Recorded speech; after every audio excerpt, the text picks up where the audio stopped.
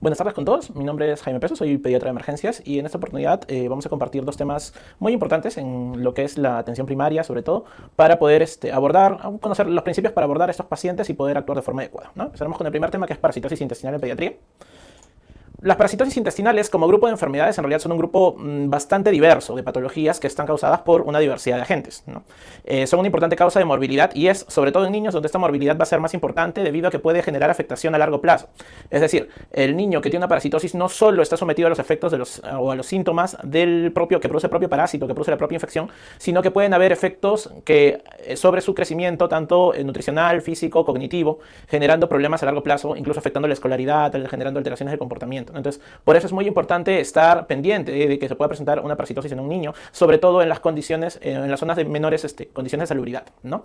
Y es que la salubridad, las estructuras de saneamiento van a ser una de las principales medidas para poder prevenir estas infecciones, ¿no? Se describe que en América Latina la prevalencia de parasitosis intestinales va del 20 al la dependiendo de la región donde estemos analizando. Y eso lo podemos ver en nuestro país, ¿no? En estos mapas, que son un estudio de prevalencia a lo largo de 10 años, del 2010 hasta el 2017, se evidencia de que la zona de la selva va a ser una de las principales afectadas por problemas de parasitosis intestinales en general y sobre todo de parasitosis por helmintos, ¿no? Y eso va a ser algo importante, de que el tipo de parásitos va a variar de acuerdo a la zona. Mucho más aún lo podemos ver cuando vemos los dos parásitos más frecuentes, uno que es la ascariasis y el otro es la enterobiasis, ¿no? Mientras que la ascariasis es marcadamente más predominante en las zonas de la selva, la enterobiasis va a estar presente más en las zonas de la costa, ¿no? Y la zona del norte. Entonces vamos a ver de que justamente de acuerdo a las características del lugar, la disposición de desagües, de agua potable, todo esto va a influir para el desarrollo de parasitosis intestinales. A lo largo de los años ha habido un descenso. Las medidas de salud pública aplicadas por el gobierno, así como el desarrollo de las distintas regiones, han llevado a un descenso progresivo de las parasitosis intestinales en las distintas regiones. Sin embargo, todavía podemos encontrar departamentos como Loreto, que tienen todavía una alta prevalencia de parasitosis y helmintiasis sobre todo, ¿no? O San Martín, que también todavía mantiene una prevalencia alta. Entonces, no debemos de bajar la guardia, debemos continuar aplicando las medidas para poder ir solucionando este problema a pocos. Y esto es un manejo multidisciplinario, multisectorial, con una mejora en la urbanización, en el acceso a agua potable, ya desagüe y en las medidas de saneamiento, ¿no? Muy bien, entonces yendo propiamente a la patología, vamos a ver que la etiología, como mencionábamos, es múltiple. Y en lo que es el grupo de agentes infecciosos de los parásitos, vamos a tener protozoarios y vamos a tener helmintos. Los protozoarios también vamos a tener distintos tipos. Las amebas, en las cuales resalta entamoeba histolítica como el agente patológico más frecuente. Los flagelados, donde podemos descartar la Giardia lamblia. Los coccidios, que van a presentarse más en aquellos pacientes inmunosuprimidos, pero que también pueden producir alguna sintomatología en pacientes inmunocompetentes, y acá podemos tener a los criptosporidios, y otros protozoarios como el Blastocystis hominis, que lo iremos viendo más adelante. En lo que son los helmintos vamos a poder encontrar distintos tipos. Los dos grandes grupos que son más prevalentes van a ser los nematodes, es decir, los gusanos redondos, como el Heterobius, el Ascariasis, el Trichuris trichiura, y el otro grupo son los cestodes, donde van a predominar las tenias, ¿no? Tenia solium, tenia saginata. Existen muchos más, vamos a enfocarnos en aquellos que son los más prevalentes en nuestro país para tratar de centrar en el manejo de estas entidades. Ahora, así como identificamos parásitos, debemos también identificar aquellos organismos que se vuelven comensales y que no generan enfermedad, ¿no? Y esto es muy importante tenerlo en cuenta, porque cuando, digamos, nosotros en el control de niño sano solemos pedir cada cierto tiempo un estudio parasitológico, usualmente de forma anual, y nos podemos encontrar que nos reportan estos parásitos, ¿no? El Chilomastis mesnili o la Entamoeba coli o la Iodamoeba buchli, que debemos reconocer como organismos comensales y que no generan patología y por lo tanto no deben de recibir tratamiento, ¿no? Existen también algunos nematodos que se consideran como comensales y no es necesario darles tratamiento. Es muy importante esto para poder evitar un sobreabuso de los antibióticos o de los antimicrobianos en estos pacientes, ¿no? El cuadro clínico de las parasitosis va a ser muy diverso. Si nos enfocamos en las parasitosis intestinales, vamos a tener sintomatología gastrointestinal, ¿no? Lo clásico son los dolores abdominales recurrentes, ¿no? Y también pueden presentarse de forma aguda, como cuadros de diarrea o como cuadros de diarrea crónica. Pero debemos también tener en cuenta de que pueden haber sintomatologías extraintestinales que pueden ser causadas por parásitos, ¿no? Incluso sintomatología respiratoria, como cuadros que en un primer momento se pueden catalogar como asma, por ser cuadros de dificultad respiratoria transitorias, usualmente con sibilancias, que podrían ser producidas por microorganismos como los Ascaris lumbricoides o los estrongiloides, que van a tener una migración a lo largo del cuerpo, el denominado ciclo de Loos, por el cual van a pasar a través del pulmón generando un proceso inflamatorio eosinofílico y generando un cuadro clínico de neumonía, entonces, o un cuadro obstructivo bronquial. Estos parásitos pueden dar estos eventos y debemos estar al tanto de lo mismo para poder tratarlos, porque si no tratamos la parasitosis se van a seguir presentando. Por otro lado, lo que mencionábamos de que algunos parásitos pueden producir sangrados crónicos ocultos como la Trichuris trichiura o las uncinarias, los cuales me pueden llevar a que el paciente se presente como un paciente anémico, una anemia crónica de tipo ferropénica. O también pueden darse cuadros malabsortivos, como cuando hay una infección por Giardia, que también me puede hacer que el paciente se presente como una anemia crónica. Ya en algunos otros casos, como las amebas que cuando generan enfermedad invasiva, vamos a poder ver que pueden afectar el hígado generando abscesos amebianos y otros parásitos como los esquistosomas que pueden invadir el hígado, la fasciola también podría invadir el hígado y generar hepatopatía como cuadro clínico, ¿no? Y la eosinofilia es un dato muy importante y esto hay que tenerlo bien en claro. Cuando yo pido un estudio de sangre, no debemos de procurar no solo pedir hemoglobina, sino en la medida de lo posible pedir un hemograma, porque el hemograma nos puede dar más información. Y la presencia de eosinofilia aislada nos va a llevar a pensar usualmente en enfermedades alérgicas como asma, rinitis alérgica y también en parasitosis, sobre todo en parasitosis intestinales de índole producidas por el mintos, ¿no? Esto es un hallazgo que debemos darle importancia, sobre todo si es una eosinofilia marcada. Estamos hablando de más de 1.000-1.500 eosinófilos como recuento total, para poder buscar e identificar qué parásito está produciendo este cuadro y por lo tanto darle tratamiento adecuado, o caso contrario, valorar un tratamiento empírico si es que no tengo las pruebas o no llego a identificar cuál es el germen, ¿no? Y sobre eso debemos tener en claro de que en parasitosis, al ser una diversidad de microorganismos, debemos de procurar identificar el germen, ¿no? ¿Por qué? Porque vamos a tener tratamientos que son diferentes, ya sea en el fármaco o en la dosis que se debe administrar de acuerdo a las distintas parasitosis. El estudio directo de heces, que es el que normalmente pedimos, va a ser poco sensible. Va a servirnos muchas veces para identificar protozoos, pero no es tan efectivo para la identificación de los huevos de los helmintos. Entonces, en esos casos, lo ideal sería pedir un estudio microscópico con métodos de concentración, ¿no? Estos son métodos de procesamiento de la muestra de heces para ayudar a concentrar los huevos de los parásitos o los quistes en caso de los protozoos y que estos sean más, se vuelva más sensible, tenga una mayor sensibilidad para identificarlos, ¿no? Hay que tener en cuenta que algunos parásitos, como los Cryptosporidiums, pueden requerir tinciones especiales, como la tinción de Cao-Yu, para poder identificarlos, ¿no? Existen otras pruebas en el mundo, como pruebas de antígenos en heces, que en casos de Giardia lamblia se torna un estudio de elección, aunque en nuestro país no es tan disponible. La serología, en términos generales, para parasitosis intestinales no va a ser muy útil, salvo que nos enfrentemos a aquellos parásitos como las tenias o la Tenia solium, que puede producir el cuadro de cisticercosis, en cuyo caso ahí sí vamos a poder usar pruebas serológicas para identificar a los cisticercos, pero es otro tipo de enfermedad, ¿no? Las pruebas moleculares han vuelto en otros países las pruebas de elección, ¿no? La detección por vía de PCR en tiempo real van a permitir identificar no solo de manera más sensible los parásitos, sino identificar los tipos y subtipos específicos. Y esto hacer de que nuestro tratamiento y nuestro manejo sea bien dirigido, ¿no? En algunos casos puede ser necesario estudios de anatomía patológica como biopsias intestinales, que se pueden obtener por medio de la colonoscopía. Y algunos análisis especiales o técnicas especiales como el test de Graham, debemos recordarlo siempre, para lo que son los enterobios vermiculares, los clásicos oxíbulos, ¿no? La eosinofilia, que ya lo hablábamos, va a ser sobre todo un dato muy orientador en casos de helmintiasis, ¿no? De respuesta a helmintos, ¿no? Y valorar que en algunos casos vamos a requerir que no solo el paciente sea investigado, sino que se investigue a toda la familia para poder valorar un tratamiento familiar. Muy bien, entonces vamos a ver el primer grupo de parásitos, que son los protozoos. Vamos a ver los más relevantes, prevalentes, y de forma bien práctica cuál va a ser el motivo o cómo podría presentarse un paciente que tiene esta parasitosis y cuál es el tratamiento que deberíamos administrar, ¿no? Muy bien, entonces la Giardia lamblia va a ser un flagelado que se va a caracterizar por presentar un cuadro de diarrea acuosa esteatorreica. Este parásito va a generar una cobertura sobre la parte del duodeno, por eso incluso ya algunas denominaciones más actuales ya no usan el término Giardia lamblia, sino Giardia duodenaris. Y van a evitar de que se pueda dar la absorción de los nutrientes, sobre todo de los lípidos. Por lo tanto, se va a dar un cuadro de dispepsia, distensión abdominal y mala absorción que puede llevar al paciente a desnutrición y anemia, ¿no? Es muy característica las deposiciones esteatorreicas, es decir, deposiciones con alto contenido graso, que se puede ver cuando el paciente va al inodoro, de que quedan gotas o áreas con bastante grasa flotando, ¿no? El diagnóstico de la giardiasis se va a dar por visualización directa de trofosoditos y quistes en las heces, aunque existen pruebas como el ELISA en heces para poder identificarla, ¿no? Solo para tener de referencia, la infección se da por vía fecal-oral cuando el ser humano ingiere los quistes, los cuales van a hacer su ciclo evolutivo dentro del intestino y van a terminar liberando trofosoditos y produciendo nuevos quistes. Y estos son los que se eliminan en las heces y son los que pueden ser identificados, ¿no? Cómo prevenirla, básicamente son medidas de higiene y un adecuado manejo de los alimentos y del agua. El tratamiento de la giardiasis va a ser de elección con metronidazol, a una dosis de 15 miligramos kilo día en 3 dosis, fraccionado en 3 dosis, por 5 a 7 días, ¿no? Como alternativa se han descrito la paromomicina y la quinacrina, y también la nitazoxanida, que es un antiparasitario que es bastante disponible en el país, ¿no? La nitazoxanida vamos a tener dosis diferentes de acuerdo a la edad. De 1 a 3 años vamos a dar 100 miligramos cada 12 horas, de 4 a 11 años 200 miligramos cada 12 horas, y en los mayores de 12 años vamos a dar 500 miligramos cada 12 horas, cualquiera de ellos por 3 días, ¿no? Una alternativa que en algunas guías lo mencionan como elección es el uso de tinidazol por encima del metronidazol. ¿Por qué? Porque tiene la ventaja de que se administra en una sola dosis, a diferencia del metronidazol que lo debo administrar en 5 a 7 días. La desventaja está en la disponibilidad del fármaco y el costo, ¿no? Muy bien, vamos con el siguiente parásito. El siguiente parásito que vamos a ver es la entamoeba histolítica. En las amebas intestinales, esta va a ser la que va a generar mayor patología.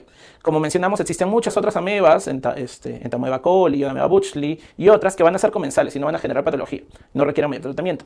Y en las entamoebas en sí mismo vamos a tener que van a existir otros tipos de entamoebas, como la entamoeba dispar, que tampoco van a generar patología. Es específicamente la entamoeba histolítica la que produce enfermedad, ¿no? Ahora, laboratorialmente, la entamoeba histolítica no se puede diferenciar en el microscopio de la entamoeba dispar. Es decir, es muy difícil hacer su diferenciación. Se basa básicamente en pruebas moleculares, ¿no? Por medio de PCR.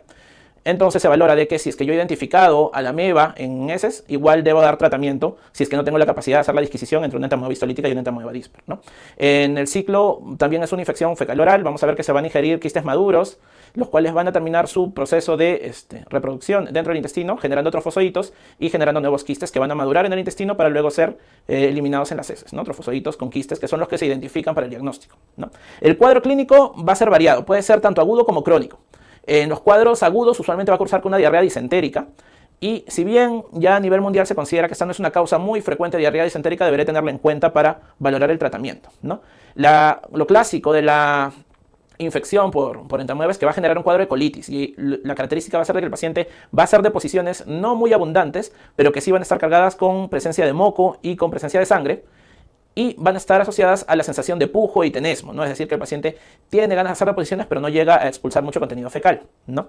Puede asociarse a náuseas y a distensión abdominal. En casos severos, el mismo parásito puede llevar a la generación de una perforación intestinal, y nos vamos a enfrentar con un paciente que tiene un cuadro de abdomen agudo, ¿no? Por una perforación intestinal. Y también se ha descrito que el parásito puede generar granulomas, y esto se ha visto sobre todo a nivel del hígado, que son los llamados amebomas, ¿no? Va a generar un área encapsulada de necrosis donde va a haber una reacción inflamatoria crónica, ¿no? Entonces, el diagnóstico va a ser por visualización directa de quistes o trofozoitos en materia fecal, y para diferenciar, como mencionamos, la entamoeba dispar, que no es patogénica, lo ideal sería hacer un PCR, que no siempre está disponible. Ahora, para el tratamiento debemos tener en cuenta qué cuadro estamos enfrentando, ¿no? Si estamos enfrentando un cuadro netamente intestinal, lo que deberíamos dar es un tratamiento con antiparasitarios intraluminales, como son la paromomicina y el iodoquinol, ¿no? Las dosis descritas acá. Pero si es que ya estamos frente a un cuadro invasivo, como podría ser una colitis o una sospecha de perforación intestinal o la presencia de una ameboma, vamos a tener que utilizar antiparasitarios sistémicos como el metronidazol, el tinidazol. Y se considera que si se ha generado un absceso hepático que no responde a estos, se debería incluso añadir cloroquina, ¿no? Y algunos consideran de que incluso dando un tratamiento sistémico se valoraría después dar un tratamiento interluminal para poder terminar de eliminar el parásito. Los Cryptosporidiums son parte de las coccidias. Las coccidias en general no suelen generar enfermedad grave en el humano, salvo en pacientes inmunosuprimidos, ¿no? Lo característico es que puedan producir una diarrea persistente que dure 2 a 3 semanas y se autolimite, y pueda cursar con dolor abdominal, fiebre, náuseas, ¿no? Estos parásitos que van a adquirirse con la ingesta de ooquistes en aguas contaminadas van a generar su ciclo de vida en el enterocito, ¿no? Y ahí es donde van a producir su lesión y por lo tanto llevar el cuadro de diarrea, ¿no? Y van a eliminarse también ooquistes inmaduros en las heces, ¿no? Que va a ser la forma de diagnóstico al visualizar estos ooquistes. Ahora, en pacientes inmunocomprometidos, sobre todo en aquellos que tienen VIH, vamos a ver que se pueden dar infecciones más severas e incluso formas extraintestinales. ¿Cuál va a ser el tratamiento? El tratamiento de elección va a ser con nitazoxanida, a las dosis, como las habíamos mencionado, de 1 a 3 años 100 cada 12, de 4 a 11 años 200 cada 12, y mayores de 12 años 500 cada 12, o como alternativa podríamos utilizar la paromomicina. Ahora, si es un paciente inmunodeprimido, debemos duplicar la dosis, y la vamos a dar no solo por 3 días, sino por un periodo de 2 a 8 semanas, ¿no? Y es muy importante tener en cuenta de que si nuestro paciente tiene el diagnóstico de VIH de fondo, va a ser muy importante el inicio de la terapia antirretroviral para poder mejorar su estado inmunológico y que se pueda contener la infección. Como alternativa en pacientes inmunodeprimidos, si no tuviéramos disponibilidad de nitazoxanida, sería la paromomicina, a la cual habría que añadir un macrólido, acitromicina o claritromicina. El Blastocystis hominis es un parásito que peculiarmente sus características morfológicas se diferencian de otros parásitos, por eso no tiene una clasificación bien clara.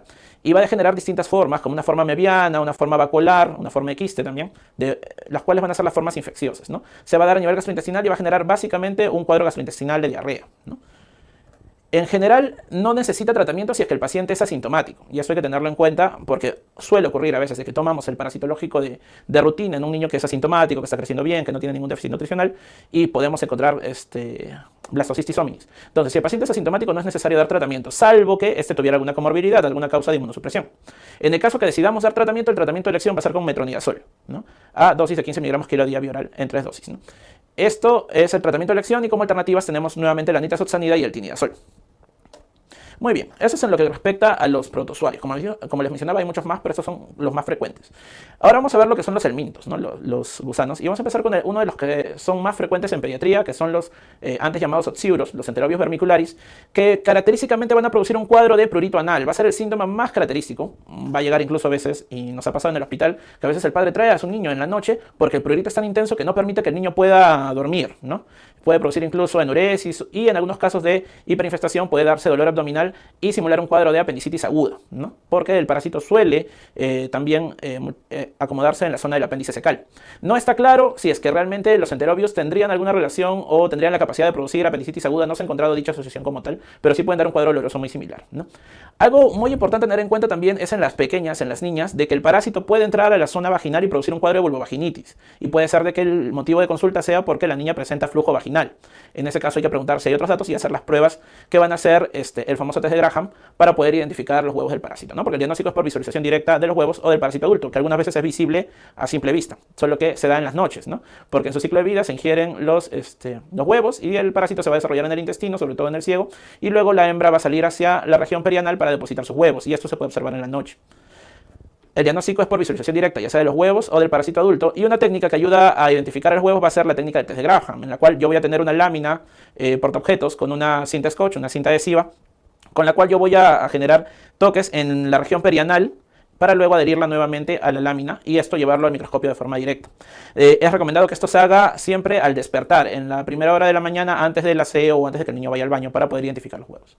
El tratamiento de la enterobiasis es con mebendazol en 100 miligramos, una dosis única, y se debería repetir a las 2 semanas. Alternativas, pamato de pirantel, 11 miligramos por kilo dosis, una dosis única también, y que debemos repetir a las 2 semanas. Y el albendazol también se considera como alternativa en niños de 1 a 2 años, 200 miligramos vía oral, una dosis, y en mayores de 2 años, 400 miligramos vía oral, una dosis, y cualquiera de estas se repite a las 2 semanas, ¿no? Se recomienda mucho de que se haga un tratamiento familiar, ¿no? Es decir, si hemos detectado que el niño tiene enterobius, hay alta probabilidad de que todos en la familia tengan el parásito y por lo tanto debería darse un tratamiento familiar. Trichuris trichiura también está descrito en nuestro país como una parasitosis frecuente, sobre todo en la zona de la selva. Y va a ser un nemátodo que va a usualmente cursar asintomático, ¿no? Va a depender del grado de parasitación en que produzca síntomas, que pueden ir desde una diarrea con dolor cólico intermitente, es decir, diarreas intermitentes, a un cuadro de disentería. Si recordarán, es uno de los nemátodos que puede producir pérdida sanguínea crónica y que lleven a anemia, y también pueden generar prolapso rectal, ¿no?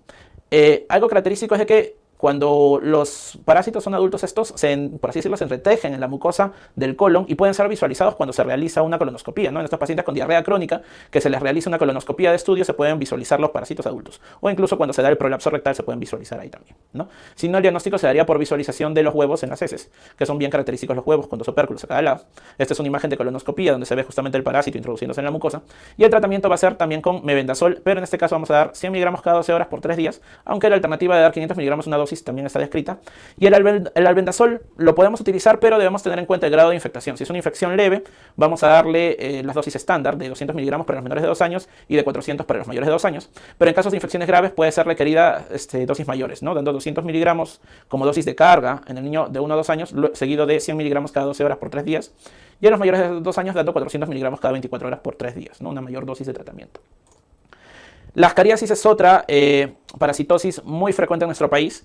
Esta se va a dar por ingesta de los huevos embrionados de Ascaris, los cuales van a eclosionar en el intestino.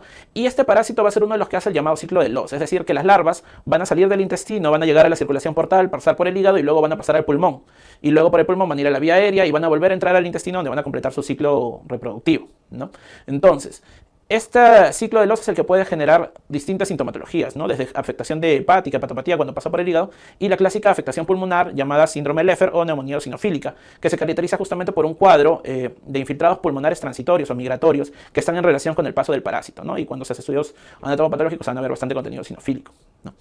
El cuadro digestivo en sí mismo va a variar dependiendo del grado de infestación que se tenga. Puede producir dolor abdominal crónico, recurrente, meteorismo, vómitos, diarrea, y en casos de infestación severa podemos ver que se forman bolas de parásitos que pueden producir incluso obstrucción intestinal, requiriendo algunas veces de cirugía para la extracción de los mismos, ¿no?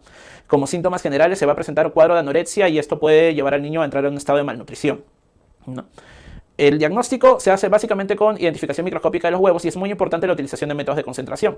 Pero en algunos casos puede visualizarse parásitos adultos que se expulsen ya sea por las heces o incluso en algunos casos por el esputo, ¿no? Cuando el parásito está haciendo su ciclo a nivel del pulmón, en algunos casos el paciente tose y al expectorar bota y se evidencia la presencia de los parásitos adultos en el esputo, ¿no? El tratamiento va a ser con albendazol en 400 miligramos una única dosis o mebendazol 500 miligramos una sola dosis, o también lo podemos fraccionar en 100 miligramos cada 12 horas por 3 días. Y se ha descrito como alternativa el uso de la ivermectina, ¿no? De 150 a 200 microgramos por kilo en dosis única. Estrongiloides es una parasitosis menos frecuente en las zonas urbanas, se da más en las zonas rurales, pero es muy importante tenerla en cuenta porque puede generar una gran morbilidad, sobre todo cuando se dan cuadros de hiperinfestación, ¿no? A diferencia de los anteriores que eran adquiridos por vía fecal oral, el estrongiloides va a ingresar directamente por la piel, ¿no? Porque este es un parásito que puede tener una fase de vida libre, en la cual se reproduce de forma sexual en la tierra, y luego las larvas pueden ingresar al humano y infectarlo, ¿no? La larva ingresa por la piel, va a llegar al torrente sanguíneo, de ahí va a llegar a los pulmones, y de los pulmones va a migrar por vía respiratoria y luego va a entrar al intestino, ¿no? Se describen distintos ciclos de infección del parásito, ¿no? El que he descrito es el ciclo directo, cuando la larva entra desde la tierra, usualmente se describe por los pies, que puede ingresar, y por eso una de las medidas de prevención para esta parasitosis va a ser el uso de calzado cuando se va a zonas rurales o zonas de campo. La larva va a generar su ciclo reproductivo sexual dentro del intestino, liberando los huevos que van a salir en las heces, que van a producir las larvas que pueden entrar directamente al hombre o pueden pasar por un periodo de reproducción sexual en la tierra donde se generan nuevas larvas también, ¿no? Y una cosa importante tener en el estrongiloides es el riesgo de autoinfección, en el cual los huevos que ha producido el adulto en el intestino pueden eclosionar en el mismo intestino y generar nuevamente su ciclo de maduración a través de la circulación sistémica y todo lo que hemos descrito de forma automática, ¿no? Sin tener que haber sido expulsados por las heces e ingresar nuevamente por la piel. Y esto es lo que puede llevar a los periodos o a los cuadros de hiperinfestación. La clínica va a ser variada dependiendo del grado de infestación. Cuando hay el ingreso a través de la piel, vamos a ver de que se da el síndrome de larva Currens, que es la generación de una dermatitis pruriginosa justo por las áreas donde está discurriendo el parásito.